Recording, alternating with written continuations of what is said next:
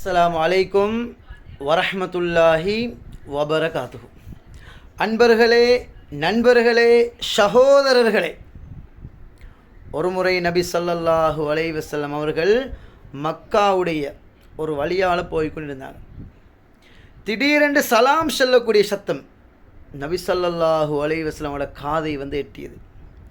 திரும்பி பார்த்தா யாரும் இல்லை. பார்த்தா ஒரு மான், ஒரு மூவா நபி ஸல்லல்லாஹு அலைஹி வஸல்லம் அவர்களுக்கு சலாம் கூறியது. நபி ஸல்லல்லாஹு அலைஹி வஸல்லம் அவர்கள் அந்த மானிடம் போய் கேட்டாங்க, ஏன்? அந்த மான் சொன்னதாம், என்னை ஒரு வேடன், ஒரு யூத வேடன் பிடிச்சி வைத்திருக்கிறான். நானும் என்னுடைய குட்டிகளுக்கு பால் கொடுக்கணும்.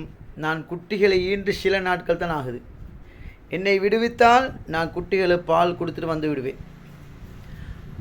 அப்போ நபி ஸல்லல்லாஹு அலைஹி வஸல்லம் கொஞ்சம் நேரம் வெயிட் பண்ணினாங்க. கொஞ்சம் நேரம் தாமதமாக இருந்தாங்க. அந்த யூதன் வரும் வரையில் அந்த தோட்ட ஓனர் வந்ததோடே நபி ஸல்லல்லாஹு அலைஹி வஸல்லம் சொன்னாங்க, இந்த மானை விடுவித்து விடுங்கோ, அது குட்டிகளை பால் கொடுத்துட்டு மீண்டும் வரும்.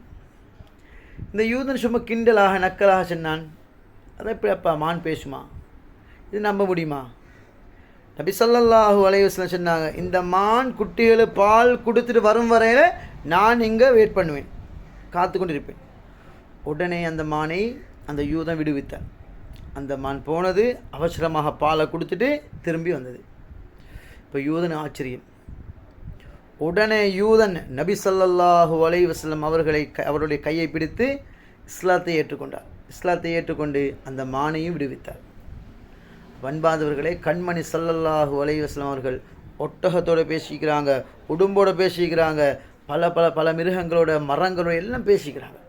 அல்லாஹுக்கு சுப்ஹானஹு வ தஆலா அந்த அளவு அற்புதத்தை கண்மணி ஸல்லல்லாஹு அலைஹி வஸல்லம் அவர்களுக்கு அல்லாஹ் கொடுத்திருக்கிறார்.